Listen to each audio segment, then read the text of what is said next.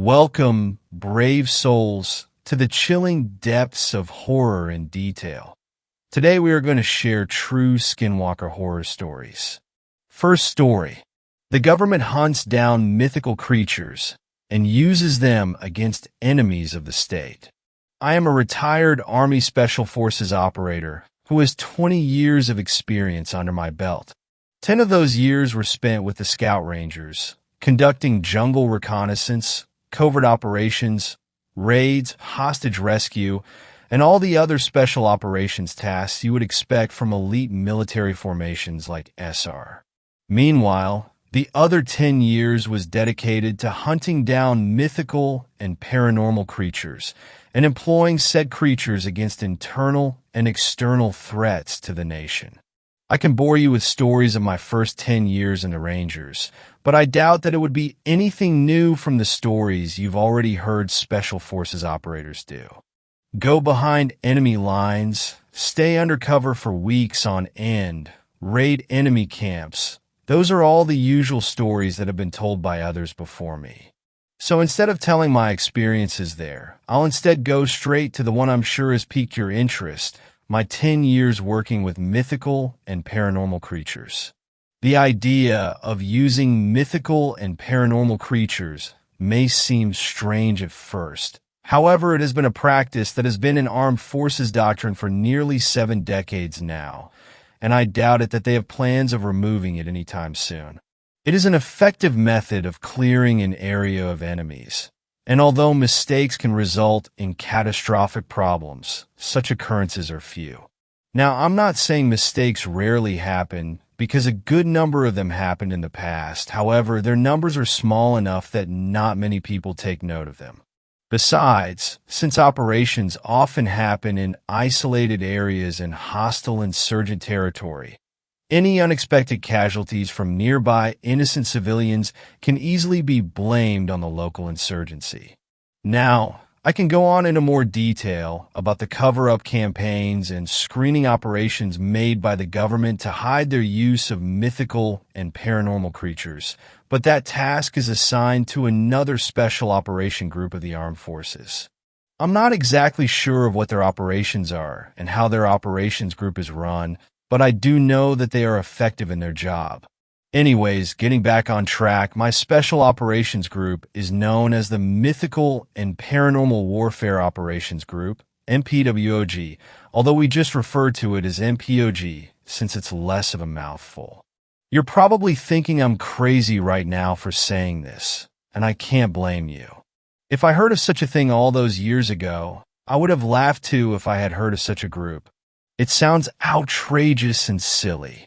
True, the armed forces use psychological warfare to trick insurgents that creatures like a Swangs were out to get them, but those were nothing more than just props and sounds, not actual mythical creatures.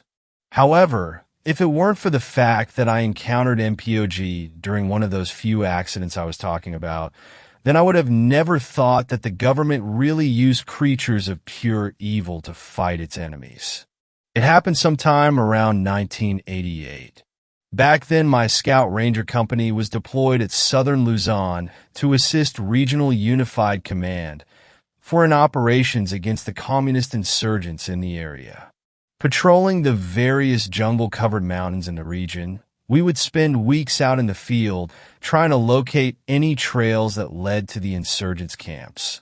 Because of the dense jungle in the area, it wasn't too hard for the enemy to conceal their camps from aerial observation. Unable to locate insurgent bases from the air, it was up to us Rangers to hunt them down. However, on one of our nightly hunts, we encountered something that would change the rest of my career. Trekking through the mountainous jungle, trying to keep as silent as possible, my squad went through an unmarked path, hoping to find any evidence of insurgent activity. The plan was to find as many tracks as possible until they led us to their main camp. This was easier said than done, but we like to pride ourselves at being good at these kinds of jobs. All around us were a dense concentration of trees and slippery, muddy ground, while just a few meters away, On both our flanks were various mountain caves that ominously stared at us. From my position near the head of our column, I did my best to constantly glance towards the caves, being mindful to note any sign of movement. Such places were perfect hiding spots, and there was no way of telling if an insurgent was hiding inside, ready to come out and fire a long burst of automatic rifle fire. Despite being special forces, night vision goggles were pretty rare back then, especially for us field units. Because of this, we had to rely on our eyes, the moonlight, and our refined instincts in order to feel what was in our surroundings. A few hours into our patrol, my pointman, a PFC Gomez, reported seeing smoke a few meters ahead of us. Immediately ordering a halt, I told my squad to take a defensive position and keep their eyes open for a potential ambush. After that, I quietly made my way forward until I reached Gomez, who was crouching down by some underbush. "What's up ahead?" I asked in a whisper as I crouched down next to him. He pointed towards a tree up ahead of us. "You see that big tree over there?" Well, when the wind blew and caused the leaves of the trees ahead of us to begin to sway, I managed to get a quick and clear view of its top, and I noticed there was smoke coming from it. From on top of the tree, I asked, squinting my eyes to stare at where he was pointing at. "Are you sure?" "I'm sure, just wait for the wind." So I did. Soon enough, a strong breeze came along, making the many branches of the trees around us sway, opening up the curtain of leaves that had earlier blocked my line of sight. Through that small opening, I just managed to see the top of the big tree Gomez was pointing at, and right on top of it was a trail of smoke. Reflecting from the moonlight, a trail of thin, white smoke emitted from inside a wall of large leaves atop the tree, as if it were a chimney. I found this odd, and I remember thinking how strange it was for someone to make camp on top of a tree. But I quickly shrugged off my doubts, as I realized that it could be an insurgent lookout who was using the tree as a safe outpost to guard their perimeter. I had never encountered such a situation before, but it made sense to me at the time. A large tree provided a safe, concealed place from where a sentry could stay for the night and observe the ground below him. With that in mind, I convinced myself that it was indeed probably an insurgent there, who had stupidly lit a fire on top his tree or had carelessly decided to smoke a cigarette. Whichever of the two, it gave away his position. The presence of an outpost like that could have been a sign that we were close to their camp. Emboldened by this, I decided to push my squad forward to further investigate the area and gather more intelligence. Following behind Gomez, I kept my eyes on the tree, looking for any sign of movement. The rest of the squad followed behind us, all alert and ready to engage in case something bad happened. Then, all of a sudden, I heard the sound of rustling leaves and bending branches. Quickly reacting to this, I aimed my rifle forward and pointed it towards the big tree ahead of us. By then, we were only 10 meters away from the tree, and I was afraid that the insurgent noticed our approach and hurriedly got down to make an escape. However, when I scanned the area near the tree, I saw no person nearby. Thinking that he managed to escape and run for home, I let out a curse in frustration. In my mind, I assumed that he would soon be informing his superior of our presence, and we would then have a patrol sent against us. Not wanting to risk an action with such a small force, I began planning our escape. However, before I could give out any orders, a deep and old voice spoke loudly from our right. "You are not supposed to be here," it said firmly, making me almost jump from my position. Out of instinct, I immediately pointed my weapon at the source of the sound. The rest of my squad did the same. At first, I couldn't actually see the source of the voice. However, As I searched the shadows, my eyes soon fell on something that made my spine shiver in fear. Through the dim light of the moon, I managed to see a bulky naked man, with skin so dark that he almost seemed like a shadow. Scanning his body, I couldn't help but notice how large and grotesque his arms, legs, and torso were. The muscles on them were large and seemingly deformed, giving him a shape that seemed odd and unsettling. Soon fixing my gaze upon his face, I then saw two wide white eyes staring back at me with an unnatural aura that made my heart nearly stop in fright. I don't scare easily. I was surprised at how scared I was feeling during that moment. Studying the person before me, I was unsure why he looked so strange and so frightening. I felt uneasy just to stand before him, and I had to fight the urge to step back and bolt away from him. I was confused by this and didn't know why I was so scared. Trying my best to keep my composure, I tried to push away further thought of fear as I spoke up towards the person who stumbled upon us. "Who are you?" I asked, keeping my sights trained on him as I kept a stern grip on my weapon. "What are you doing here?" He responded to my question by laughing.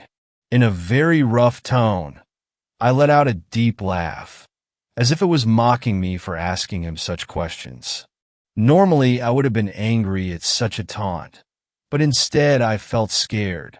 Watching him carefully, I then saw his hand move to grab something, forcing me to act on my instincts. "Don't move! Keep your hands on your sides!" I shouted, but he simply ignored me.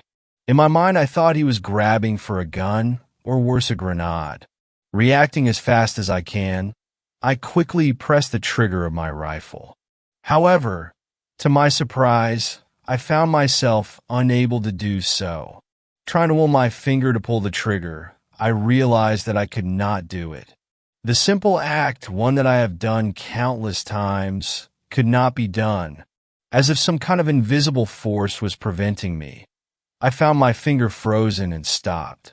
Then I noticed that my squad was not reacting to the strange man's movements. I knew them, each one of the rangers in my squad, and I knew that they too would have instantly pulled the triggers of the rifles and shot the man. Yet not a single shot was fired. Finding my body frozen and my heart pumping fast in fear, I was surprised to find that I was still able to turn my head.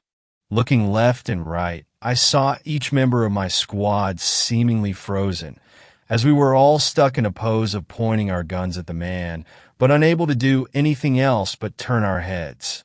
Studying the expressions on the rangers closest to me, I can see the fear plastered on their faces, the same fear that I knew was on mine. Trying to mask the fear with anger, I can hear a chorus of curses coming out of their mouths as they tried to comprehend what was happening. I too would have let out a curse, but the remaining calm part of my mind told me that it wouldn't have done anything to change the situation.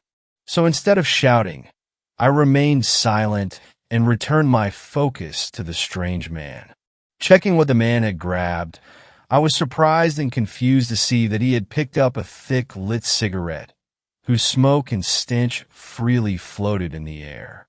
Placing the cigarette in his mouth, he then looked at each one of us and gave an unsettling large smile, which revealed teeth that were as white as his eyes. "I'm not supposed to let anyone pass through this trail," it told us in its deep voice. Then it began to move closer towards us. "None of you should be here." Still unable to move, we were left helpless. One of my rangers, a PFC Dominguez, found himself being approached directly by the strange man.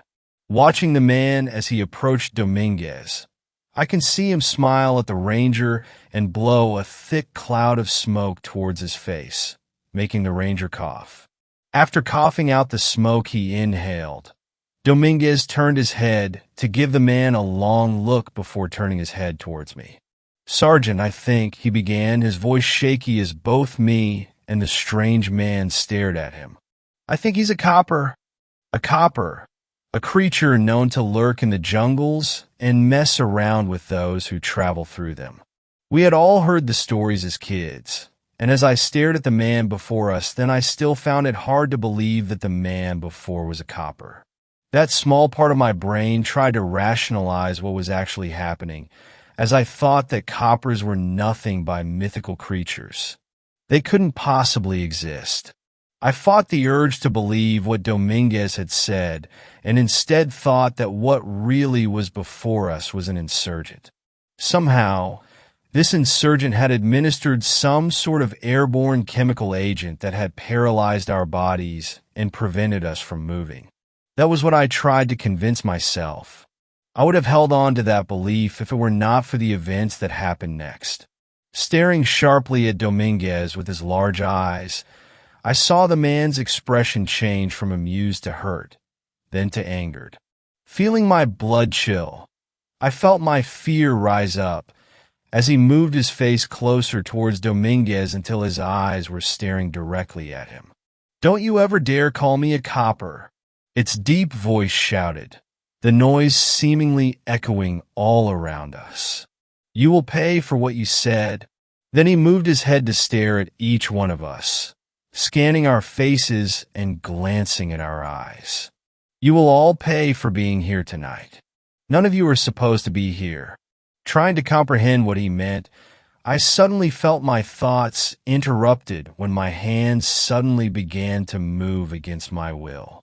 Unable to stop them, I let out a curse as I felt my hands loosen its grip on my rifle, before having one hand move towards the holster of my sidearm. My eyes went wide when I felt my hand grip my pistol and pull it out of the holster. Being willed by something else, my hands then switched off the safety of the pistol before raising the weapon up. Realizing what was happening, I tried my best to fight my own uncontrollable hand. "Don't resist it," the copper said, his voice low and seemingly everywhere. "Do it. Don't fight back. Let your desire end the pain." Using all the willpower I had, I fought and fought, trying to tell my own hand not to obey the copper's will. To my surprise, my efforts seemed to be doing something, as the smooth movement of my hands suddenly slowed as if encountering resistance. Feeling encouraged, I closed my eyes and tried to blot out the voice of the copper, but suddenly got knocked off my concentration when I heard 3 loud gunshots. My senses returned to my surroundings. My ears then caught 3 firm thuds around me, and I soon realized what that was. Corporal Villanueva, PFC Gomez, and PFC Ronaldo all carried sidearms. If they were being willed to do the same thing my own hands were trying to do to me, then it means they had lost the fight.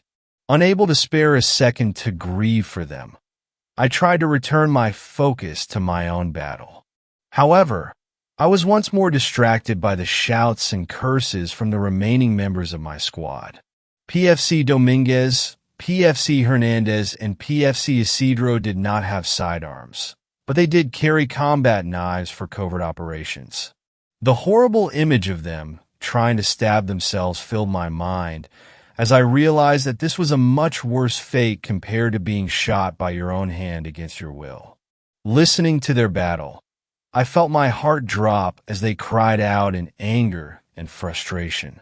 Letting out screams, they fought hard to save their lives.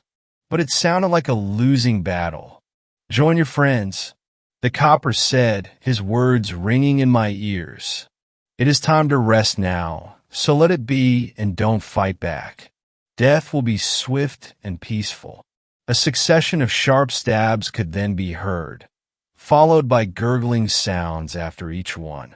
I knew where their knives went, and I felt heartbroken as each one of them fell to the ground, leaving me as the only one left in my squad. With my heart broken and my mind sufficiently distracted, my uncontrollable hand was able to gain some advantage, as it managed to move the barrel of my pistol closer to the temple of my head. Emotionally drained by the loss of my rangers, a small part of me felt that I should give in and let this unknown force make my hand kill myself. But I was a stubborn person, and I kept fighting. I knew that it was losing the fight, and that it was only a matter of time before the pistol got a good angle against me. But I would not just give in so easily. I want to fight till the last second, just like my rangers did.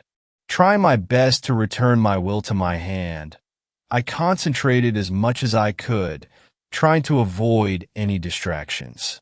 This, however, proved harder than expected, as the copper moved itself in front of me and stared.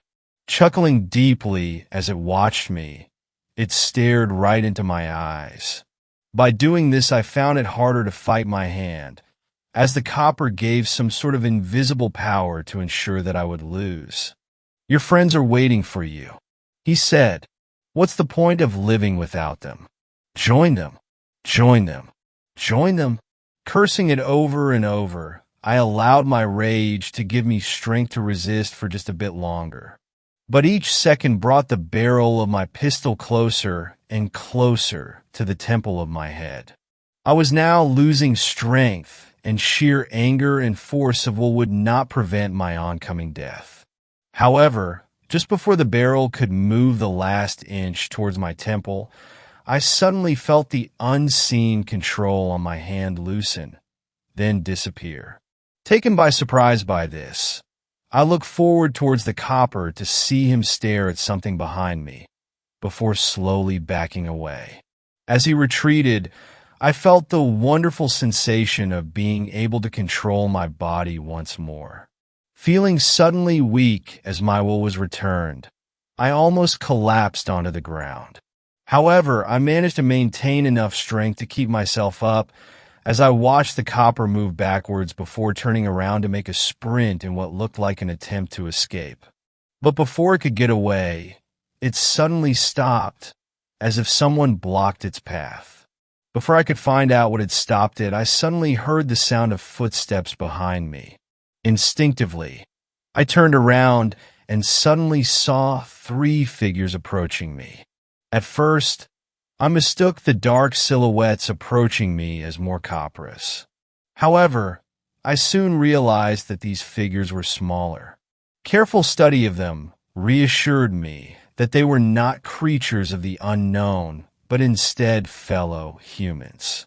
But as I studied them, I couldn't help but wonder who they were. The 3 men had black battle dress uniforms, making them easily blend with the night. Staring at them as they approached, I noticed all 3 of them had their weapons drawn and ready. However, I also noted that each one of them had a hand raised. Focusing on their raised hands, I noticed that they were all holding a large bottle with a silver-colored material inside of it. For a moment, I wondered what was inside that bottle before letting my thoughts drift and wonder who these men were. Inspecting the gear on them, I was impressed to see that they were fully kitted for combat and night operations. And aside from the fact that they lacked a helmet, they seemed to remind me of combat-ready American soldiers. With night vision goggles on their faces, ballistic vests protecting their torso, and a vest filled with rifle magazines and grenades, they looked nothing like the common field soldiers in the armed forces. Due to their look, I initially mistook them as American Special Forces who somehow stumbled upon my predicament.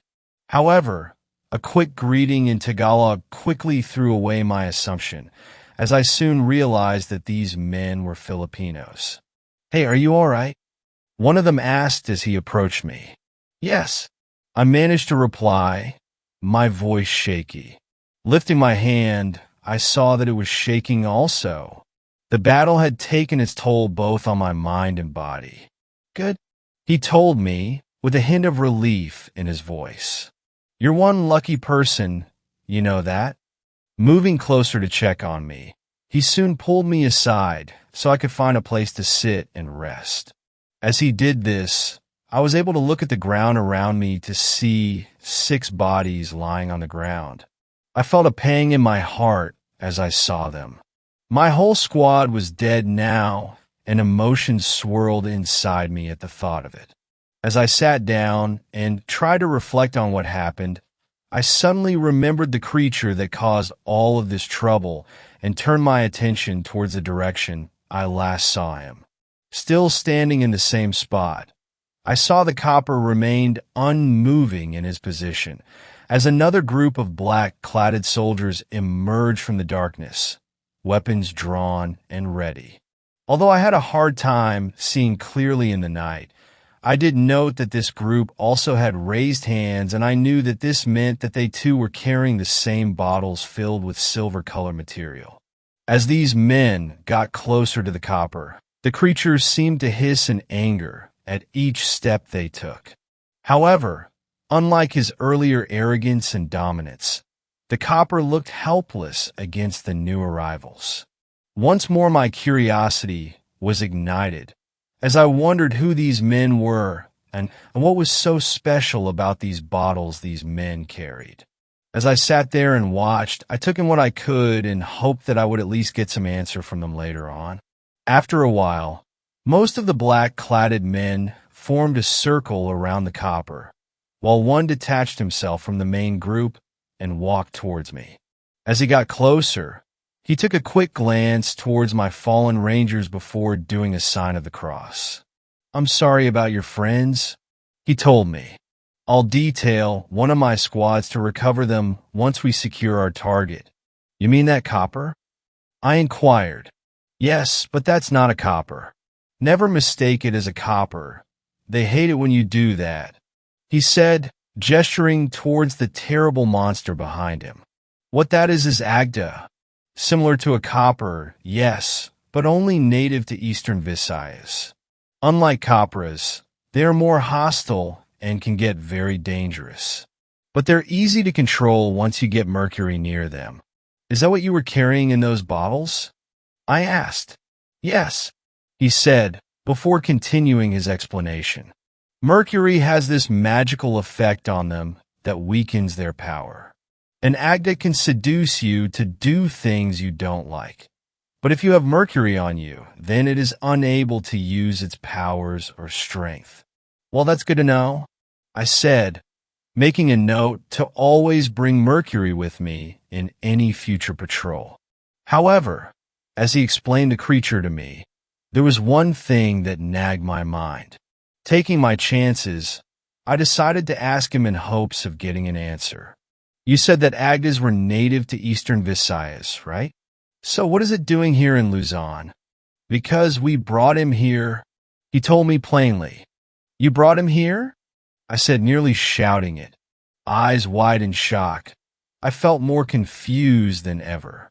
Why would you bring a terrible creature like that here?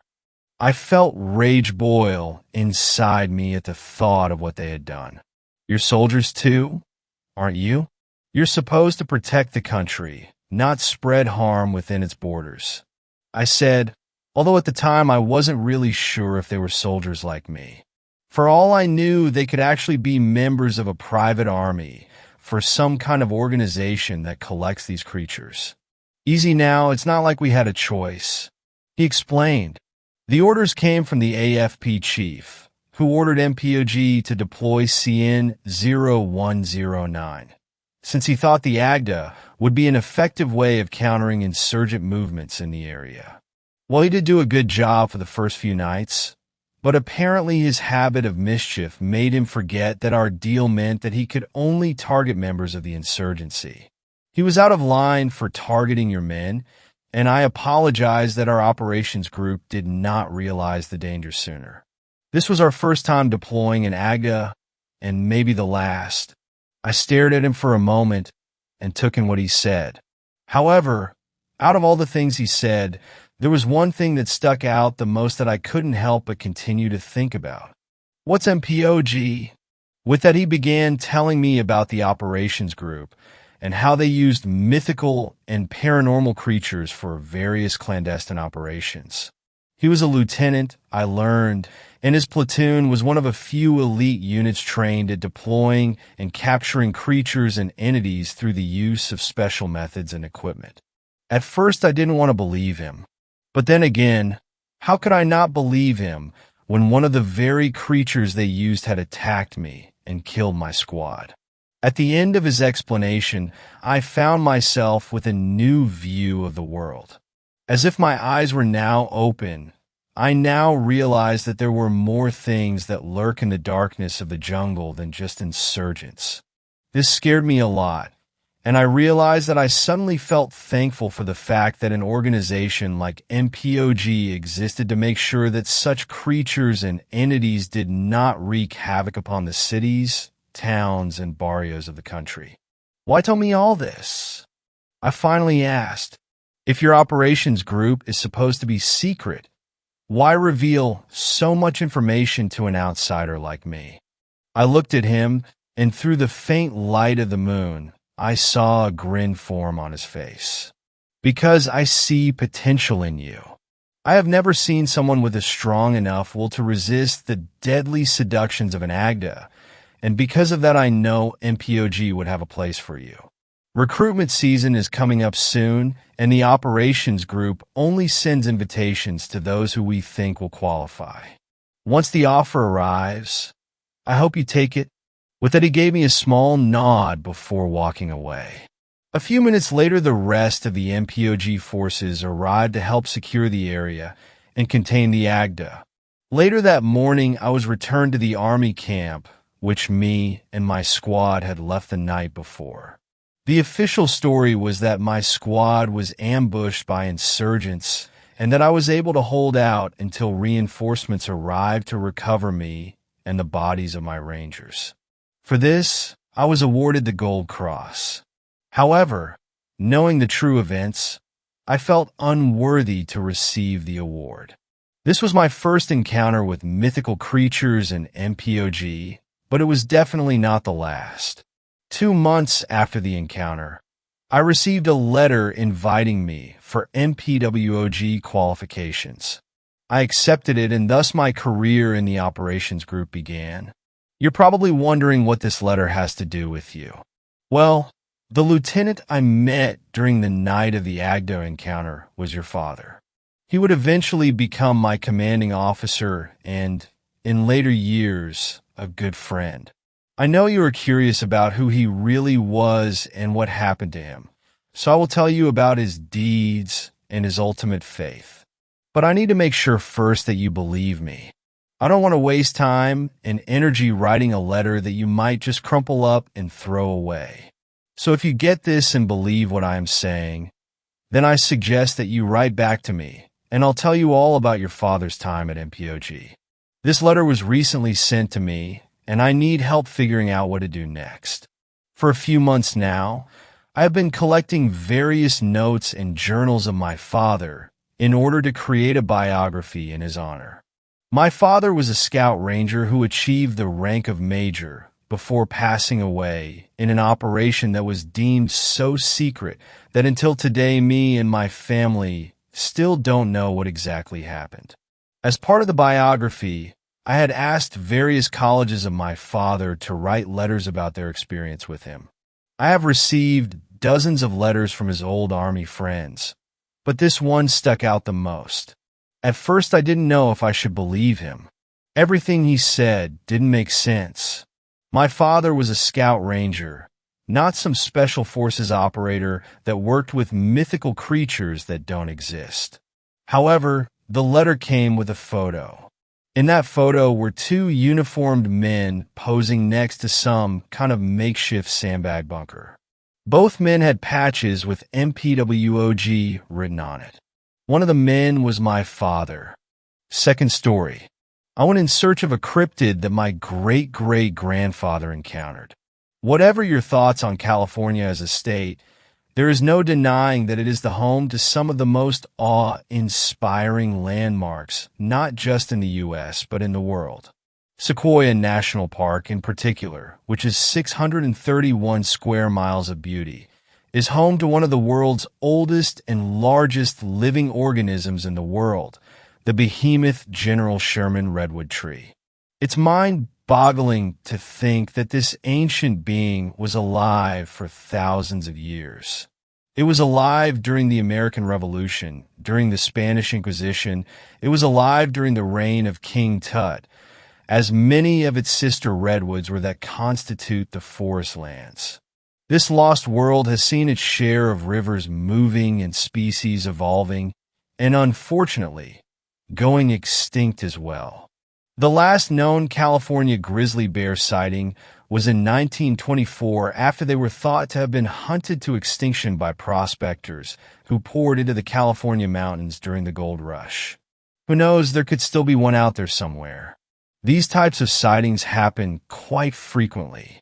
The Yangtze River dolphin, thought to be extinct, had also recently reappeared. Beyond the California grizzly bear and the Cyclopean redwoods, I believe there is something else in those mountains. The radical California wildfires that have been plaguing the state for nearly 2 decades have had a monumental, possibly irreversible, toll on the various parks' ecosystems. While most fires are natural and sometimes necessary, they have been getting more pervasive and out of control. Climate change is a big factor in their cause as rising temperatures begin to dry out kindling. However, there is another cause which is much less talked about. Over the years, people have been pushing more and more into the California wilds, not only creating infrastructure which gives fuel to fires, but carelessly causing them as well. Just some of the causes of the California wildfires range from vehicular sparks, faulty power lines, and a gender reveal. As a result, animal populations have begun to flee their homes and push back into towns and cities, occasionally resulting in attacks. The craziest stories of animal attacks weren't coming from those that wandered into town, though. Soon after, there was circulations of attacks from strange, unidentified creatures that were monstrous in nature. They were described as being nearly the size of a horse and bird-like. They sounded so outlandish. These people had to have been attacked by mountain lions or bears or something. The natives of the area, however, actually had stories of these creatures dating back hundreds of years, so possibly not too far-fetched. Either way, something that was once living deep in the woods was now beginning to emerge, it seems. Then I came across something that cemented my intrigue. Not too long ago, my grandfather had passed away. I'd like to believe he went peacefully, but the poor old man had a few health issues caused by the Central Valley's poor air quality. While rummaging through his old belongings, I came across what my father told me was the old journal of my great-great-grandfather, which my grandfather had kept in an old cedar chest. Apparently, my great-great-grandfather was quite the renowned tracker and surveyor during his time.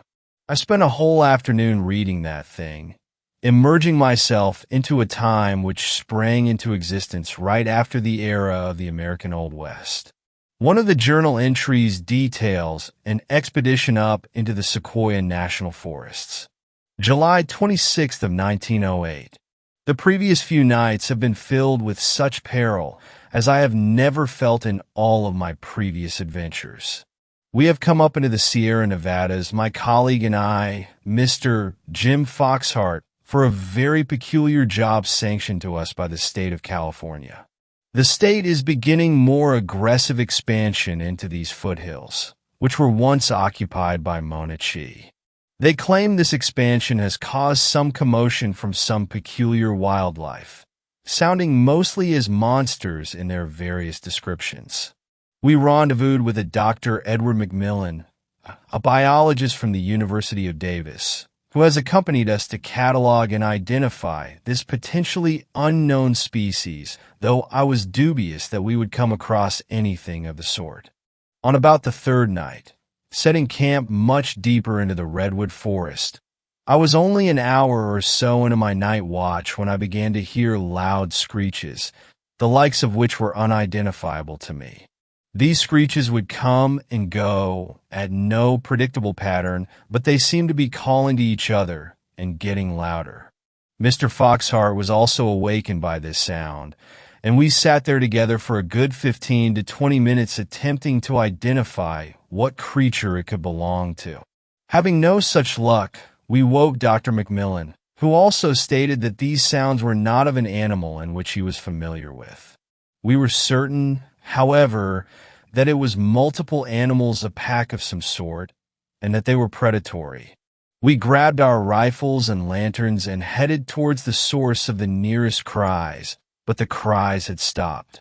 I heard some rustling just to our right, and upon raising my lantern, I was flabbergasted to see a large emu of some sort, but with a large horse head, sharp claws on both hands and feet, and a long feathery tail. Its eyes glistened in my light, and though I only caught a quick glimpse of it, I could see that it was a beast almost the size of a horse. The animal quickly darted off with great speed. The other two men were just as puzzled as I am. Though Dr. McMillan had said what we had just seen looked very much like a species in the Dromaeosauridae family, a species of dinosaur. We tracked them down for about a mile, but the further we pushed away from camp, the more we began to hear loud screeches, to which Foxhart agreed, sounded very much like warning cries. Evidently, we were pushing into their territory deep into the forest. We lost track of the creatures, and the calls subsided. We spent another couple of weeks in the forest, but after that night, made no further contact or found any relevant traces, and so decided that this pack must have moved deeper into the forest to avoid human conflict. I had never really been a big believer in cryptids like Bigfoot or the Loch Ness Monster. Sure, it was amusing watching those documentaries on the Discovery Channel or those videos on YouTube, but I always felt that there were other explanations for what people encountered. This connection, however, was just too tantalizing. There was no way it could be exactly as everyone described it. Where could it have been hiding all these years? Besides, it had been a while since I had just gotten away back to nature, not that I needed such an excuse. After an exhausting few months of work and school balance, my brain was on autopilot. Once the parks opened back up, I had decided to plan a solo outing for myself. I packed up some gear, my Kodak camera, rations, my lucky knife, and headed out west to the sequoias. I drove up the winding roads, past some devastation left by the fires of the summer. Businesses and homes were burned down. Some were just being cleared. Some were being rebuilt. I was good to see that society would carry on, though I had no doubt in my mind that there were lives ruined. Would we ever learn our lesson? It was good to get out of the car after a few-hour drive and stretch once I found a good campsite. I was lucky to find a place secluded, probably because this was an area which was associated with the alleged attacks. I actually did go on evening hikes with my Kodak and a field recorder. I'm not sure what I expected, really. I guess I let my imagination get the best of me. I only wanted to spend a good week. I don't like wasting my vacation, leave willy-nilly. Then it became real. It was Thursday night when I was awakened from my sleep by a loud screeching sound. It invaded my dreams first, and then pulled me out, looking up at the moonlit tent walls. I laid there quietly for I don't know how long, trying to decipher that sound. The journal entry then came to mind. Was this what my great-great-grandfather heard? I was both excited and terrified. I had to investigate. I grabbed my Kodak flashlight and, of course, my knife, and slowly crawled out of my tent. I found that I was not as good as my great-great-grandfather had been at determining directions, as the sound sounded like it was coming from all around the forest, echoing through the old pines and off the cliffs. It soon became apparent to me that, as my grandfather had also determined, there were multiple calls responding to each other. I don't know what oddly placed bravery came over me, but I had the sudden courage to search into the dark forest for them. I quietly scanned the area for them, at first only circling my campsite. Luckily, I had a good sense of direction, so I knew I wouldn't get lost. I then got a good bearing on where the sound was emanating from, so I started strolling in that direction. I walked for a good 10 minutes when the screeches suddenly began to bark louder and more frequently. I heard a rustle just off in the distance to my left. I quickly aimed my powerful light and saw a black bear running off. It wasn't really the bears I was worried about, though, as I always had a small can of bear spray on me. But what was he running from? For whatever asinine reason, maybe I was still a bit tired, I pressed on. Now, I'm not a tracker by any means. I wasn't even in Boy Scouts, but I could have sworn I saw odd bird-like tracks in the dirt, or at least I thought I did. The hair stood on my neck as more and more the events of the journal entry and the stories suddenly became more plausible. Could it? This whole time, I guess I just thought I was going to find some loudly mating birds and then have a good chuckle and go back to bed. There was more commotion going on around me. I would frantically whip my light in the direction, but would see nothing. Maybe about an hour or so into my night stroll, I came across some odd structure. It looked like some kind of weaving of sticks and trash. I cautiously approached for a closer. Oh my God! It was a nest. There were eggs in there, odd-looking eggs. They looked the size or regular chicken eggs, actually. I stood there dumbfounded for a moment. Then it hit me. Something literally hit me. I went stumbling back as something slammed into my side with immense force. I quickly scrambled to my feet and frantically looked around. There were clicking noises now coming from all around me. Then I saw it. It jumped out of the foliage with tremendous height and began to cackle at me, bowing low. It was trying to intimidate me. Some sort of bird-like animal with a long tail diagonally pointing up and a long snout and claws at the end of its feathered arms. I instantly drew the connection between these creatures and the creatures of the stories. I had just stumbled upon something that may have existed for millions of years, evolving in its own way, in near total isolation and uncategorized by humans. Funny enough, however, I did note one notable difference. These creatures were not actually horse size, more like the size of a large dog. Some things are just exaggerated, I guess. In either case, the one staring me down sent shivers coursing through my body. I was suddenly knocked down again. I pushed myself up with all my might. There was another one. The one in front of me was just a distraction. Now, there were three all flanking me. I knew there had to be more. I also knew they were just defending their nest. I wasn't any less terrified. One to my right charged me. I got him with my bear spray just as he lunged. I got him square in the face as he began to flail. The others looked puzzled and squawked at each other. I quickly sprayed a line of spray and backed away slowly.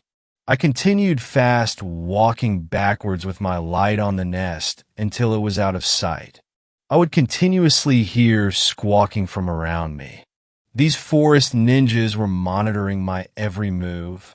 I had my bear spray ready as I figured that would be a more effective defense than my knife. It wasn't nearly as sharp as what they were packing. Every once in a while, I would catch a glimpse of them, their eyes shining in my light, off in the distance, flanking me. If these animals really wanted to, they could have swarmed me. I think they were just being sure that I didn't pose a further threat to their nest. They weren't taking any chances, and neither should I. I began hiking towards my Jeep, bypassing my campsite, as it would have been foolish of me to try to sleep there tonight. After some time, as I approached the roadside clearing where I parked my Jeep, the squawking and rustling had faded. I hauled myself into my Jeep, exhausted from the running and the terror. I locked the doors, reclined my seat, and laid there contemplating what I just experienced, wondering if it was real or just a dream brought on by too many nights watching creepy videos. I didn't notice myself drift off to sleep. The next morning I got up late, around 11-ish, as you can imagine after having the rough night I had. I made the short hike to my campsite and found it undisturbed. I packed up my tent and the rest of my belongings and gear, but took one last look around the site. I didn't see anything that would provide indication of what happened last night. I normally don't drink coffee, but I grabbed some at the nearest 7-Eleven as I figured I'd have a long drive home. I unpacked my stuff as usual, as if nothing different had happened this time. I don't know what I was expecting. Maybe it was a dream. Hell, I didn't even think to use my camera or my field recorder. Damn. As I was unpacking my backpack, however, I noticed something was caught to the back strap. It was a feather. A large feather. Third story. My Skinwalker experience. First off, I have told this story before in a public setting around 2008. I was living in Louisiana at the time and had called in a coast-to-coast AM and told this story to George Norrie, which was a pretty cool experience. I didn't have a whole lot of time to tell some of the details, so you'll be getting the unedited version, so to speak. It happened somewhere between 1997 to 1999. I was in my late teens, and we were living in New Mexico up near the Four Corners. My parents were pastors at a local church in a very small town. We had lived outside of town, sort of out in the middle of nowhere, and there were a few houses sprinkled around us. Surrounding was, at least where there were no houses, there was some brush and a lot of desert. Ever since we moved there, the locals told us about skinwalkers. Even people in the church warned us about them. One guy in the church swore up and down that when he was a truck driver, he saw a skinwalker in its human form running alongside his truck when we was going about 80 miles per hour. But since I didn't witness it, I just took him at his word. I had heard many different tales on the origins of the skinwalkers, both from the locals and the Native Americans. There was a Native American who went to our church, who still held on to his Navajo beliefs, who told me what I always assumed to be a more accurate description. He told me that when people of his tribe had a child out of incest, the tribe leaders take the baby out into the desert to be raised by wolves. The wolves would raise it, and they would become skinwalkers, having the powers to turn into anything, animals, humans, etc. The story fascinated me. He just seemed to know for sure that this was the accurate tale. Then he warned me to never whistle at night, which I thought was pretty weird, but I never did until one night. It was in the fall, around 11 o'clock at night. I was in my bedroom, which was the furthest room from anyone in the house and near the garage, watching TV or playing PlayStation. My mother was in her bedroom. My dad was at the church studying, as he always did till around midnight.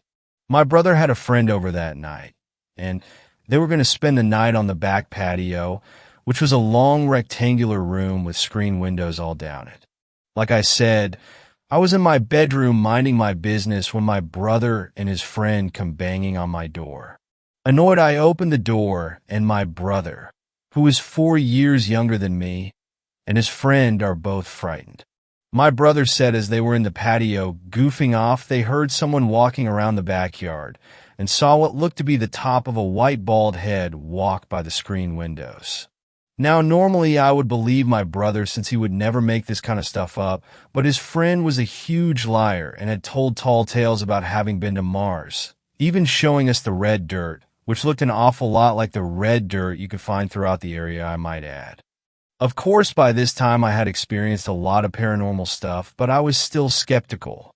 Bravely and annoyed, I grabbed my jacket and a flashlight, and the three of us went out to the patio. It was always creepy at night because it was always so dark, and the only light came from a nearby lamppost a few yards down the street.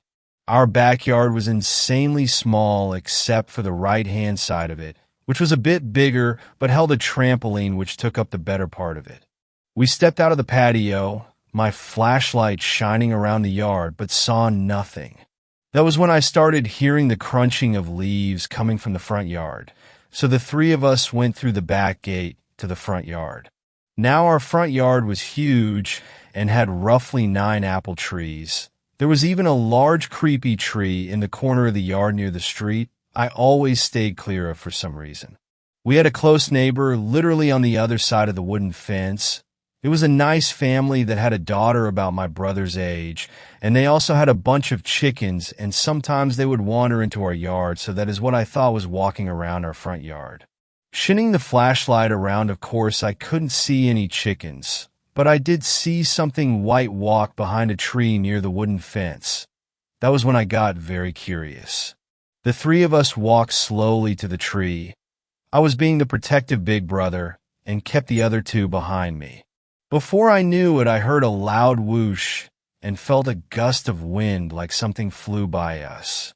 My brother screamed out in pain. My brother always had his shirt off, which annoyed me because back then I was overweight and very self-conscious, but I noticed on his chest he had 3 long scratches across him. Scared and shocked, my brother ran back inside the house, leaving me and his friend. It all happened so quickly, but I ran towards the street where I was sure whatever it was had gone, his friend close behind me. Once we reached the end of our property, I could hear the sound of bare feet running down the paved road. I shined my light towards the sound, but never saw anything. So I whistled some tune, and from down the road, I heard the same tune whistle back to me. Intrigued, I whistled again, this time a different tune, and again the same tune was whistled back. My brother's friend started getting scared and kept trying to get me to go back inside, but I was very intrigued. I whistled for the 3rd time, and that was when, very close by, we both heard a male voice say, "Hey kid, come here." There was no hesitation. The two of us bolted back inside. We went to go tell my mother what happened, and she was already frightened because she was tending to my brother's scratches on his chest. We told her what happened, and my mother told us to stay inside. My mother has had some pretty scary paranormal encounters before. I need to tell those stories soon as well, so she believed us. I have never forgotten that encounter. My brother brushes it off these days, making out to be not a big deal, but I know differently, as does my mother. It's one of the main incidents in my life that literally bothers me to this day. 4th story. I might have had a possible encounter with a skinwalker. I'm not that great of a storyteller, but I'll just quickly write what happened. We were staying at a Hogan Airbnb on the Navajo Nation close to Monument Valley, and there were several very friendly, calm dogs roaming around. I and my friends, one of whom is deathly afraid of dogs, had no problem being with them or petting them. We had a gorgeous view of Monument Valley right from our door, and it was cold, yet cozy. That night I needed to use the bathroom and opened the door to the dogs going absolutely nuts. There is a difference between a dog barking at just whatever, a person walking by, for example, and then there was this total fight or flight response. One of the dogs ran up to me looking anxious and glancing into the desert behind the Hogan. It came close, then walked back to look into the desert behind the Hogan. It first stood up and it suddenly looked more like a wolf and took off into the desert at full speed, growling and barking at a huge shadow that ran away from the dog. There aren't many huge animals in the area, some deer and horses, maybe cattle, but this was bigger. I didn't stick around long enough to check what it was. I was pretty shaken by what I saw. Found some fresh wolf/mountain lion prints and hoof prints, probably from a horse. Outside the Hogan the next morning, the dog's prints are smaller. Our host said we might have seen a skinwalker. I do like to believe it was a horse. It was dark anyhow, but the host didn't want to talk about it too much. The guides we met later on said the same thing, and kept it at that. Later that day, one friend suddenly fell ill on a tour of another Hogan and almost fainted. That never happened before in her life. The guide said she probably had some bad spirits attached to her. She recovered quickly after stepping outside. 5th story. Saw another Skinwalker story on here earlier. Here's my experiences with them. Growing up, I lived in northeastern Arizona, literally about 5 miles south of the Navajo Reservation in Winslow. Naturally, being that close to the reservation, or the res. Skinwalkers were a huge topic of conversation amongst the locals, and we all took it very seriously. Stories of personal experiences abounded. I was no different. Well, to start off my set of stories, I was about 9 or so. My family had gone camping in a little spot about 50 miles or so south of town called Heart Canyon, near Wiggins Crossing, if anyone is interested. We had been there all day, and I was extremely familiar with the area as we had camped there 20 or so times before. So my parents let me just wander about alone in the woods. This was back in the early 90s. Anyway, I had some G.I. Joes that I had been playing with in the nearby creek. About 80 yards from our campsite, there were not other campers there with us. My mom had called me back to camp for dinner, so I left and ate. Played around camp for a while and realized that I'd forgotten my toys back at the creek. So I took a flashlight and headed back that way. I knew right where I had left them, so in no time I found them and grabbed them up. As I was squatted down to grab them on the edge of the water, a sudden urgency that I'd never felt before ran down my spine. I remember feeling frozen because of the fear. Like the little boy on E.T. when the alien comes out of the field for the first time and he's trying to scream for his family.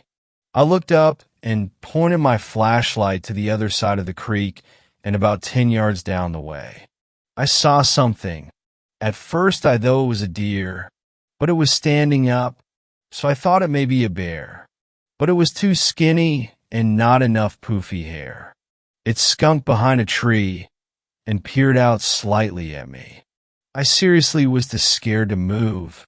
I had just read a bit about Bigfoot for the first time. Since it wasn't really popular in my area, I thought for a long time that that's what I saw.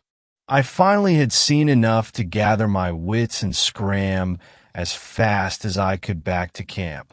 I told my parents, and they kind of dismissed it as my imagination. So I just stayed close the rest of the trip. About 2 years later, I was at my house. I had 2 dogs. They were outside dogs, lived their whole lives in my backyard.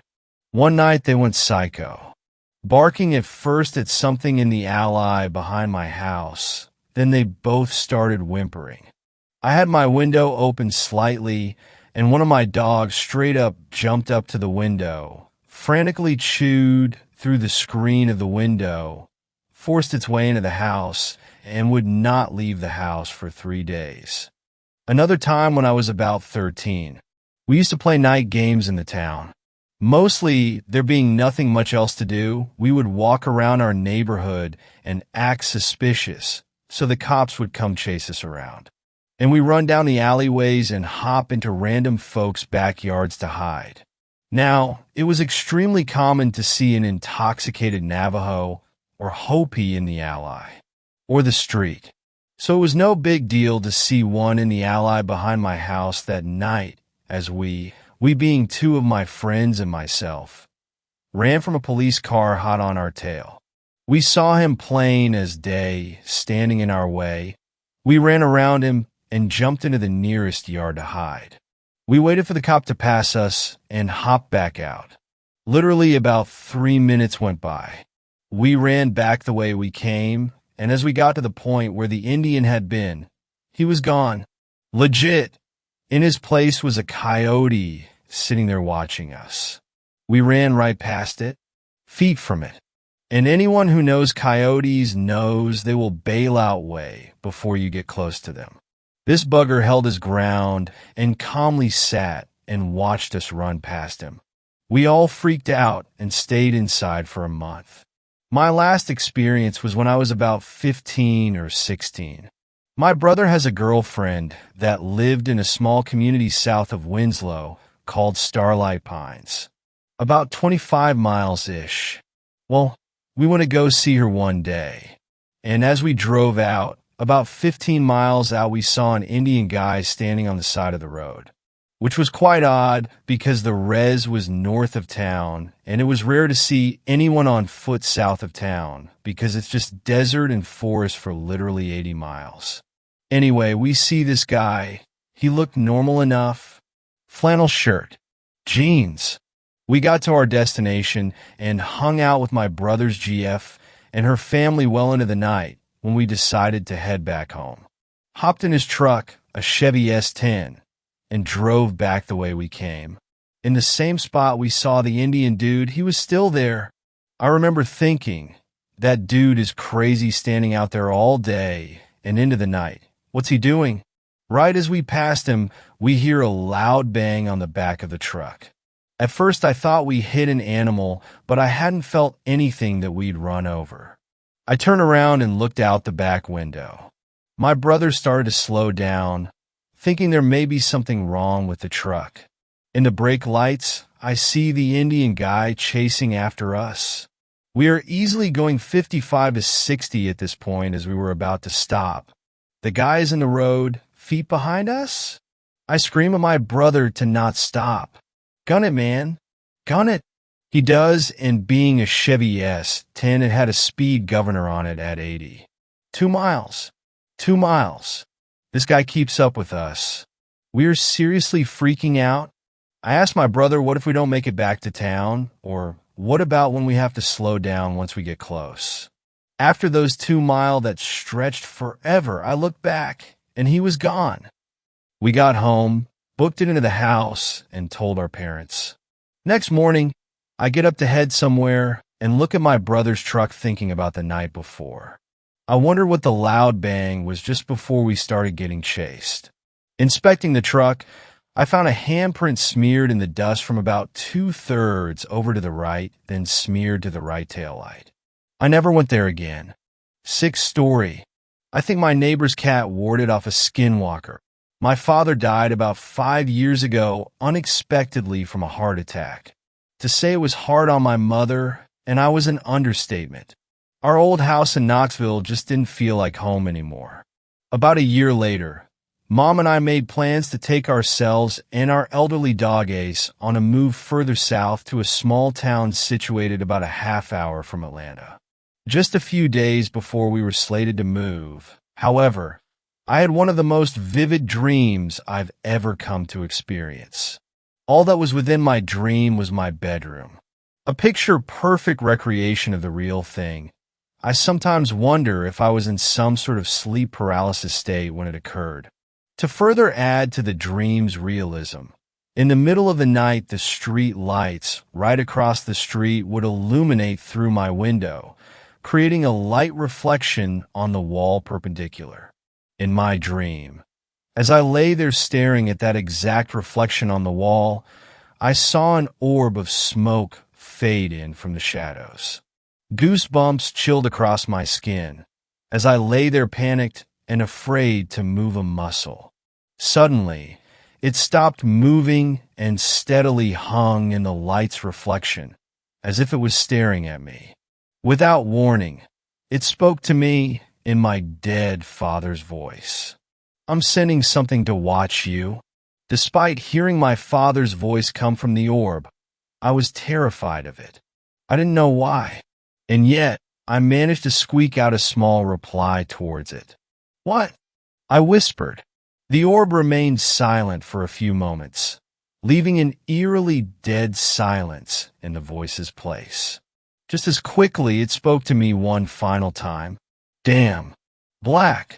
I woke up almost instantaneously, gasping for breath. The nightmare had chilled me to my core. I didn't know exactly what to make of it, especially those 2 final words.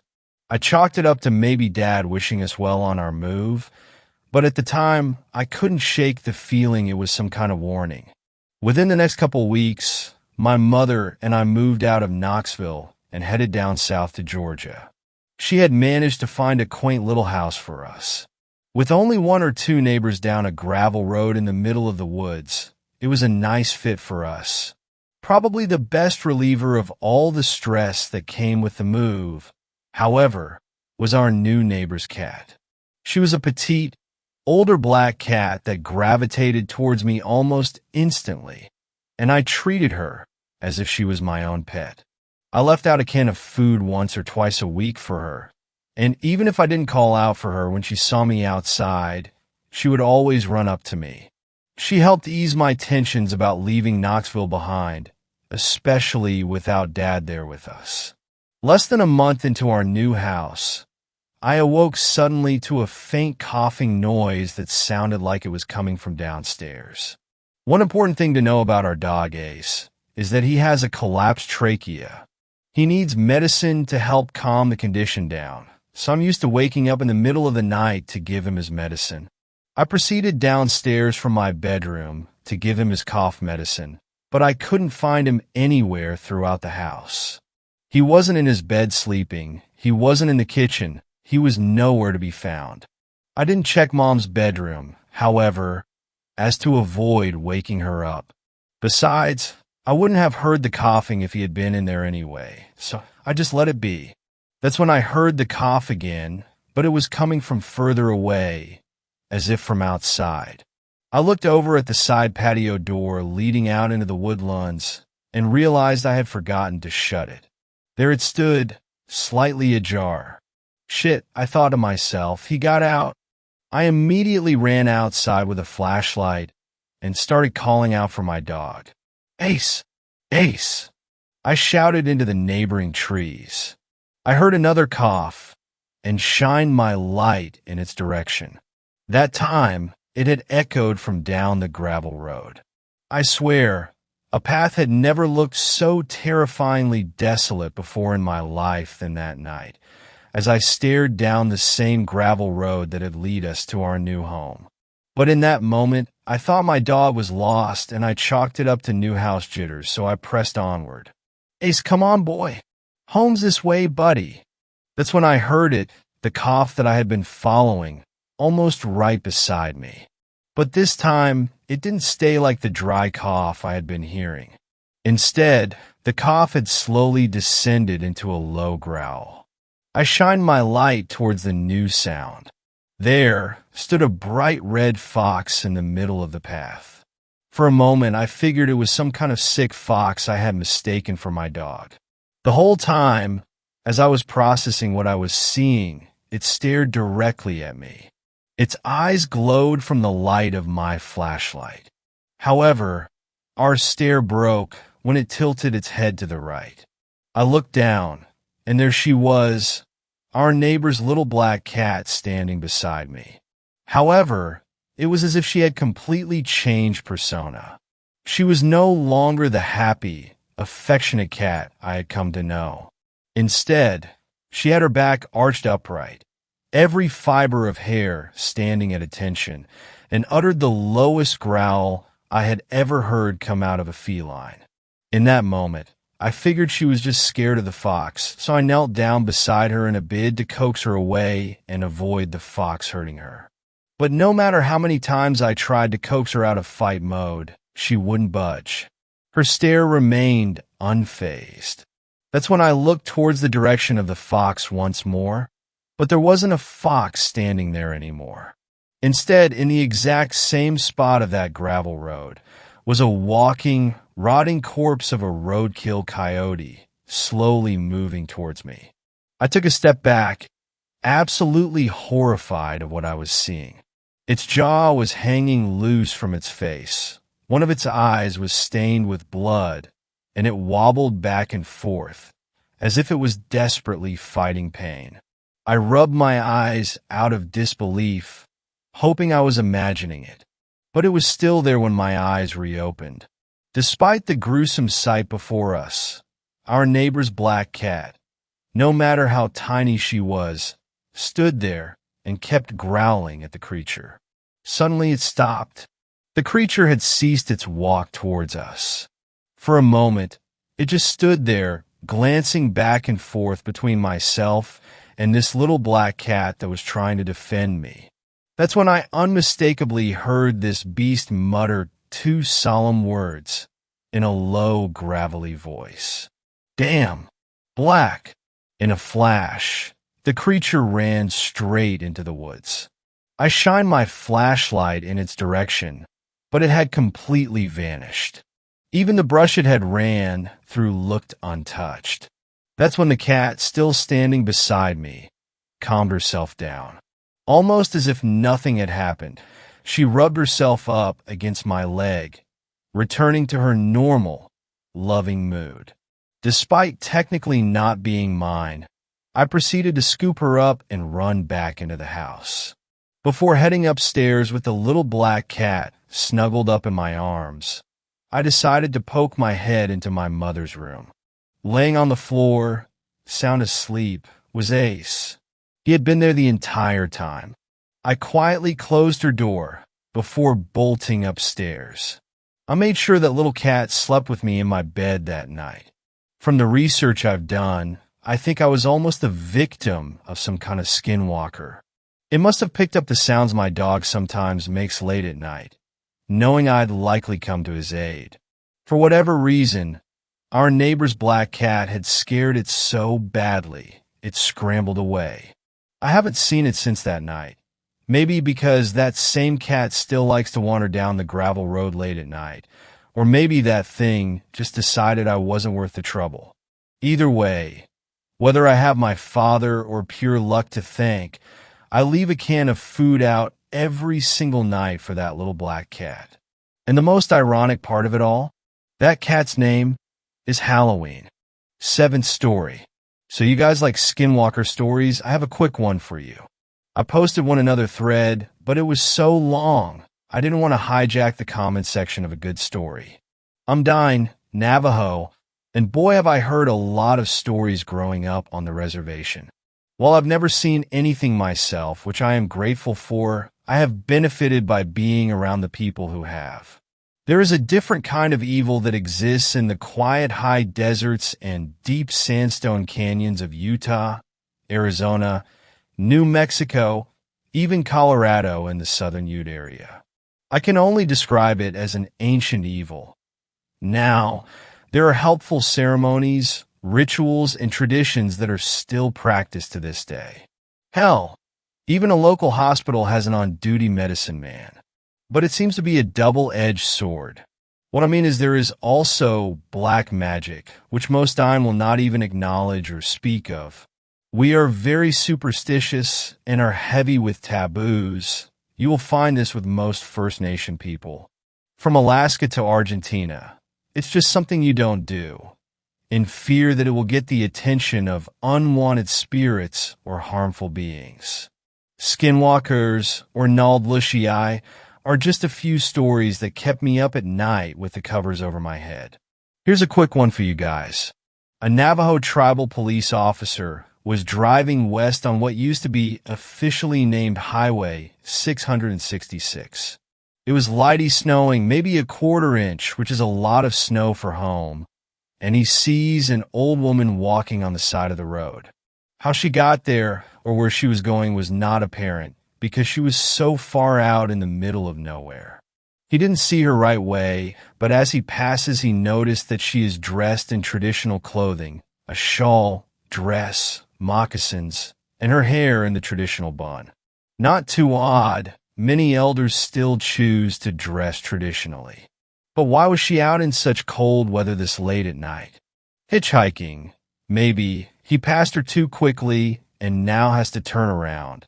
And as he makes a U-turn, he notices she is nowhere to be seen.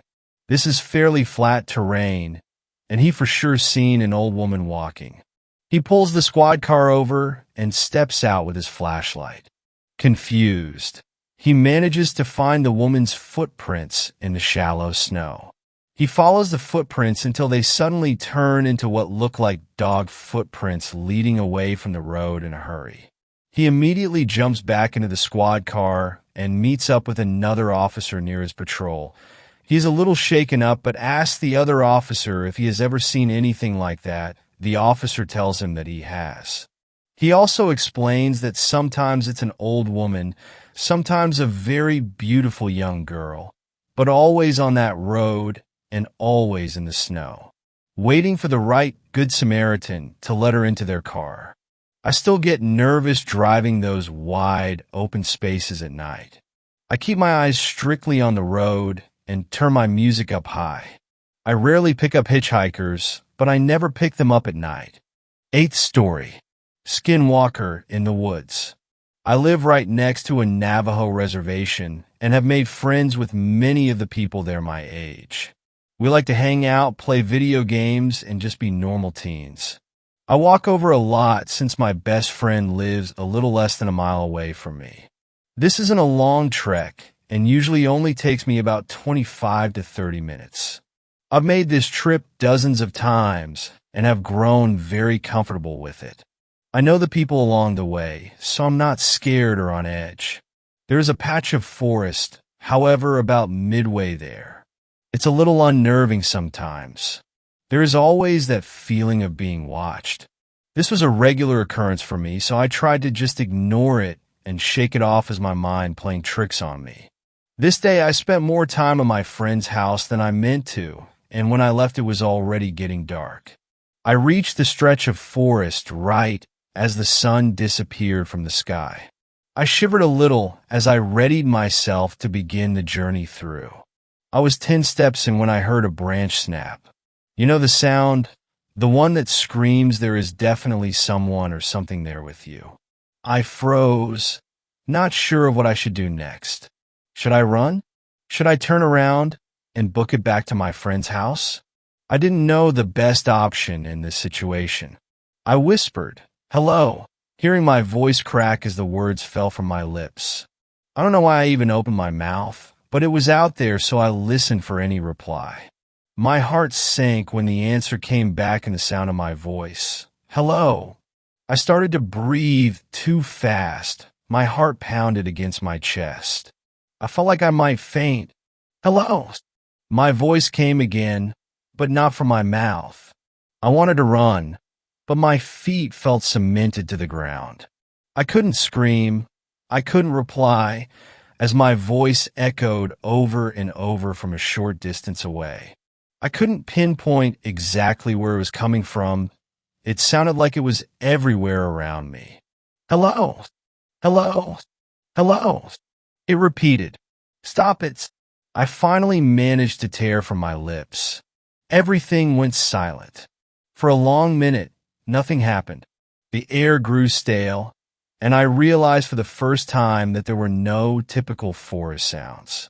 There were no bugs, no frogs or crickets, nothing. I stood there, terrified, waiting to see what would happen next. "Stop it." It mimicked back. I'd had enough and was willing my heavy legs to move. Before I could take a step, I heard rustling in the bushes 20 feet to my left. I watched in horror as a deer head with huge antlers protruded through the brush. As it came further out and stood up on twos, I took off. I flew out of those woods and all the way home in record time. I said nothing to my mom when I got there. I just went up to my room, laid down, and thought about what happened. My mother came in at some point and asked me if everything was all right. I replied that yes. I was just tired. I don't know why I didn't tell her. I guess I might have been afraid of how she would react. I called my friend and told him everything. He freaked out and told me that no matter what happened that night, to not reply or look out my window. This terrified me even more.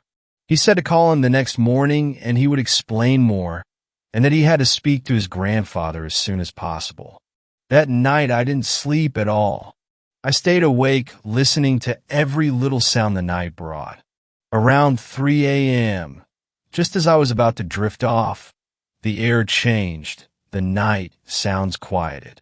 I felt my heart begin to pound. I lay there and waited, pulling the covers up over my head like a child, far too scared to move. It came after a long moment. "Hello," I cried. It was all I could do.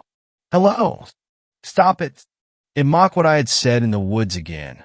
It was terrifying enough when it copied what I said, but then it did something new. It called my name. "Amy." My mother's voice. "Amy. Amy, come here." "Hello?" "Stop it." My voice again. For the rest of the night, the creature outside my window called my name in my mother's voice and repeated what I said in the woods over and over. In the morning, when the sun broke through the dark, it finally stopped. I fell into a fitful sleep. I woke around 12 to my friend calling to tell me he had spoken to his grandfather and could explain what happened to me. He said there was a creature they called Yi Nald Lashii, he who goes on all fours, or a skinwalker. He explained that it was an evil which that used dark magic to transform into an animal with the attributes it required, and that it had caught my scent and knew me now. I was also given a warning that since it knew me, it would always follow me, that I would always have to be careful. Last night, I heard scratching on my window, then a low hum. The creature began saying my name again, but also adding in things I hadn't said, in my mother's voice. At one point it started calling my name, but drawing it out really far like A-A-M-I-E-I-E. It tried to get me to come outside, or to open the door and let it in my house. This went on all night. At this point, I feel like I'm going crazy. I don't know what to do. Is it seriously going stalk the shadows around me for the rest of my life? I don't think I could take that. Ninth story. The Skinwalker. I don't consider myself to be a particularly superstitious person. That is to say, I get the occasional kick out of the horoscope and my boyfriend, and I like to humor the idea that spirits and poltergeists exist. We even joke about how we'd haunt people when we died and came back as ghosts. In fact, my boyfriend refuses to go anywhere near a Ouija board. Refuses to even think of it. Why even tempt it? He'd say. Why would you want to taunt evil ghosts like that? Ghosts never play fair, and if you piss one off, you're screwed. I don't think he was ever serious. Just precautionary. But maybe he was right. God, this all happened so recently I'm still shaken. Can barely write about it now without my nerves acting up. Okay, here it goes. A few weeks ago, my mom, sister, and I went to Colorado for an entire week of vacation. We were going to drive all over the state, visit the national parks, and go horseback riding and whitewater rafting and so much more. I was excited, and I sorely needed a break from work anyway. We drove a grueling 16 hours out there and spent our first day rafting down the rivers. After an extremely wet but exhilarating day, we drove to a ranch house to go horseback riding.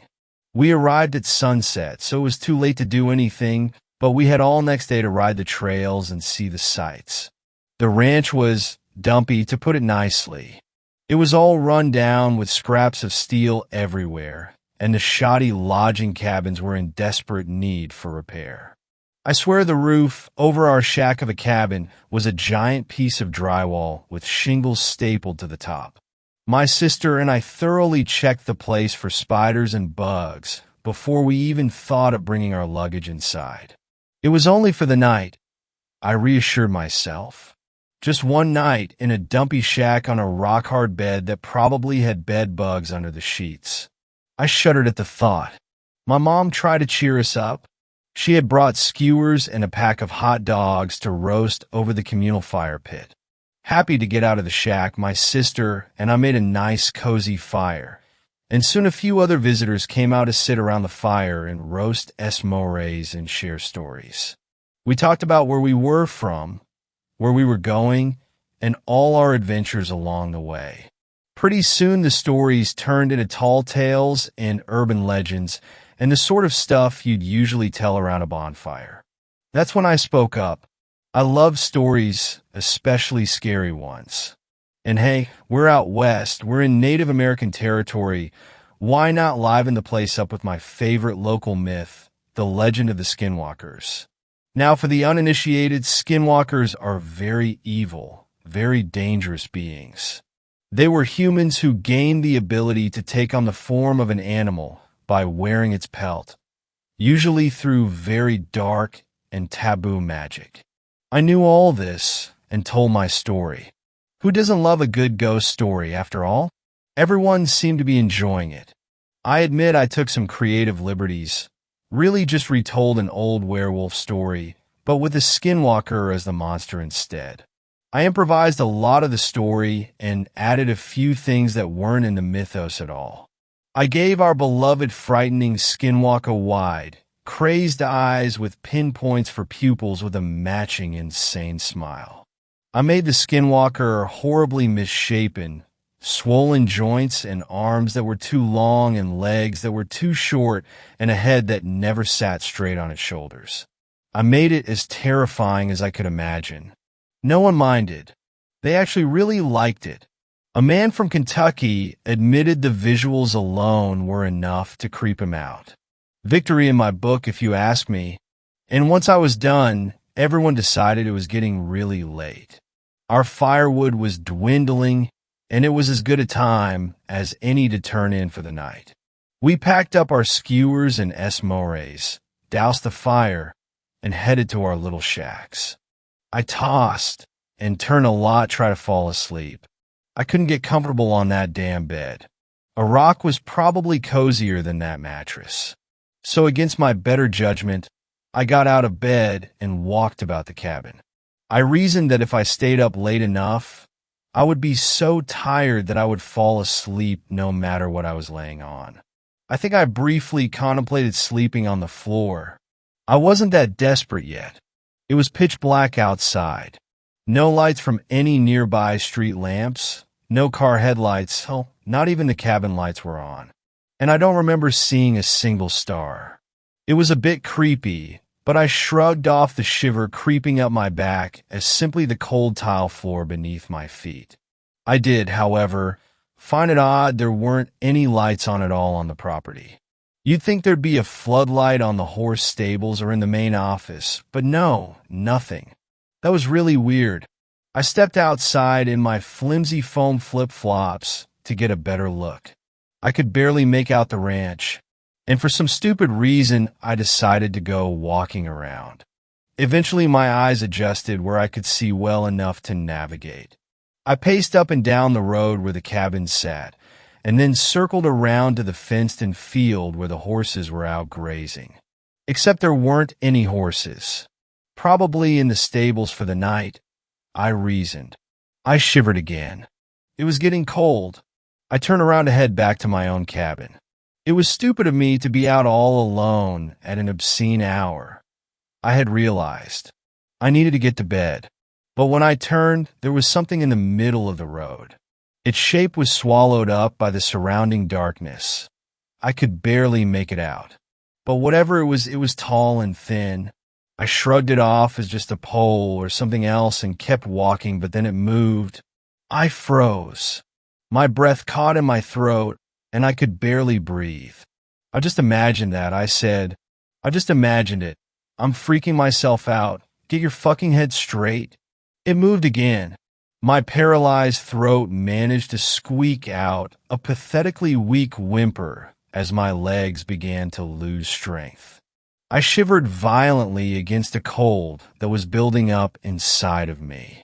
My eyes began to focus on the impossibly dark figure standing against a barely visible sleet gray night. Now I could see it. It was a person, but like nothing I had ever seen before. Its arms were impossibly long. Its legs impossibly short.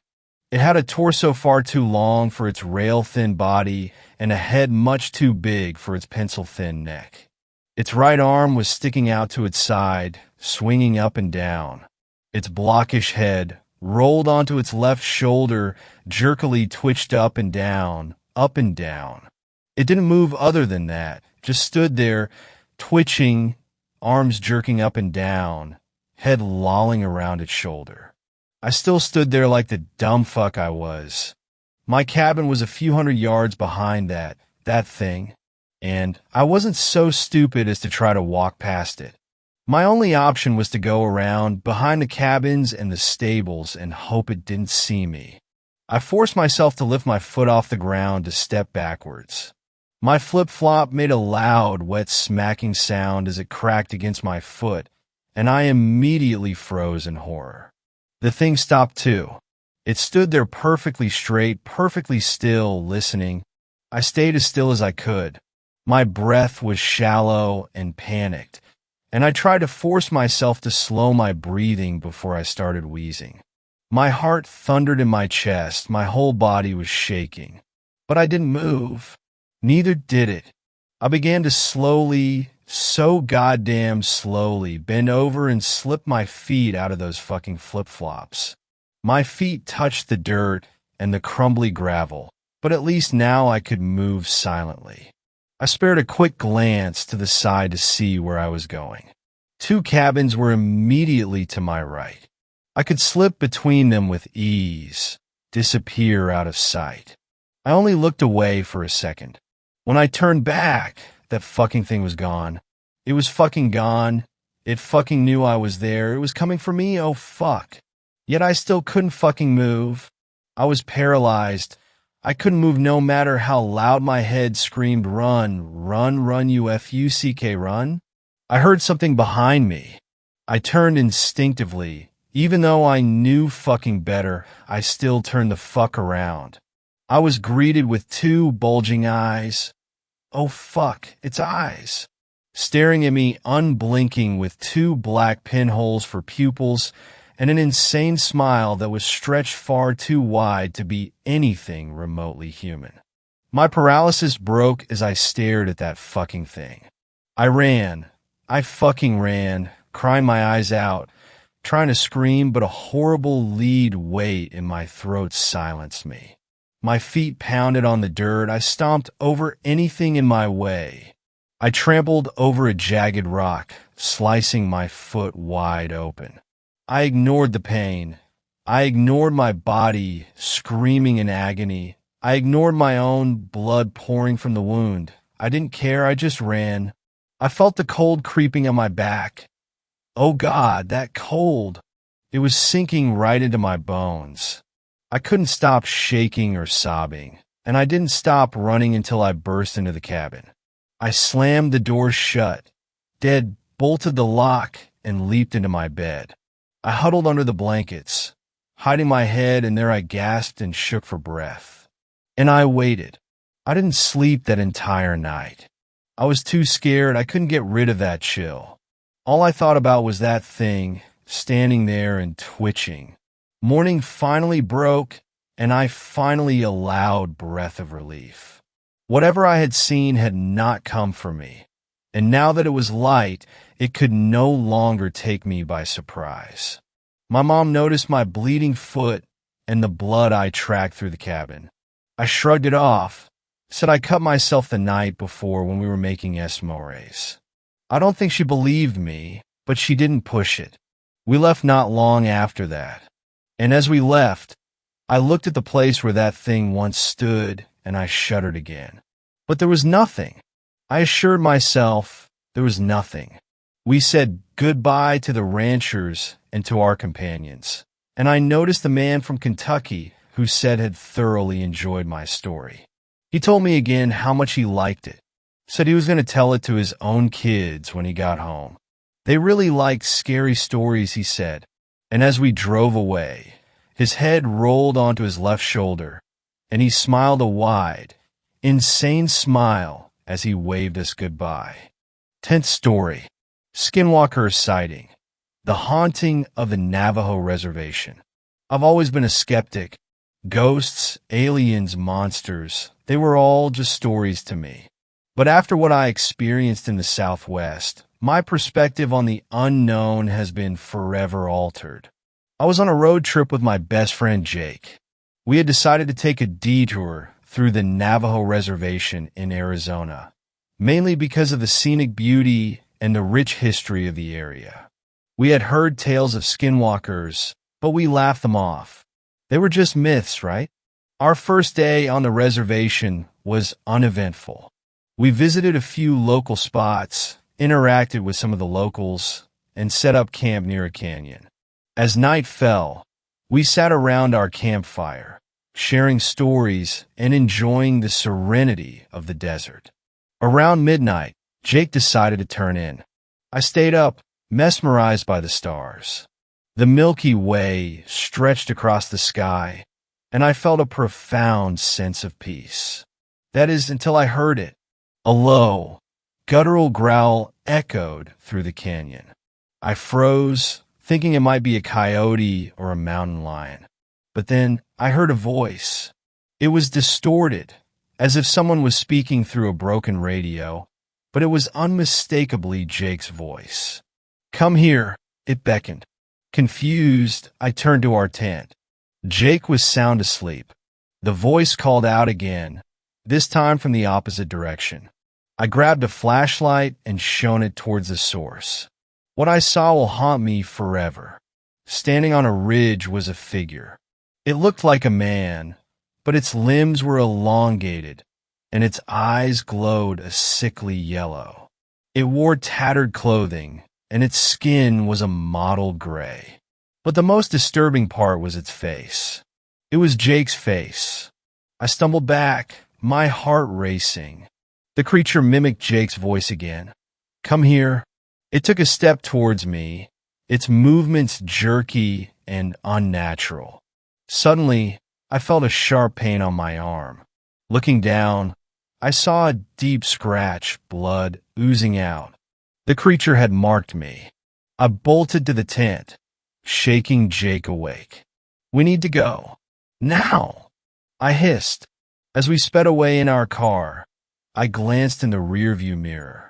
The creature stood in the middle of the road, watching us, its yellow eyes glowing in the darkness. We didn't stop driving until we reached the nearest town. We checked into a motel, and I spent the night researching skinwalkers. The legends said they were witches who could take the form of animals or people, using their voices to lure victims. The next few nights were restless. I'd wake up to that same distorted voice calling my name, and the scratch on my arm seemed to burn and throb. It was clear that the creature had not only marked me, but was now haunting my every move. Jake and I decided to consult a local Navajo elder. He told us that by interacting with the Skinwalker, I had inadvertently invited it into my life. The only way to rid myself of its torment was to confront it and perform a purification ritual. With heavy hearts, we returned to the reservation. The confrontation with the Skinwalker was terrifying, but with the elder's guidance, we managed to complete the ritual. The haunting ceased, but the scars, both physical and emotional, remain. The Southwest is beautiful, but it holds secrets that are beyond comprehension. And I'll never set foot on the Navajo reservation again.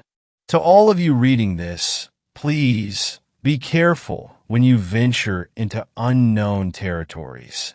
Some legends are rooted in truth, and some nightmares are very, very real.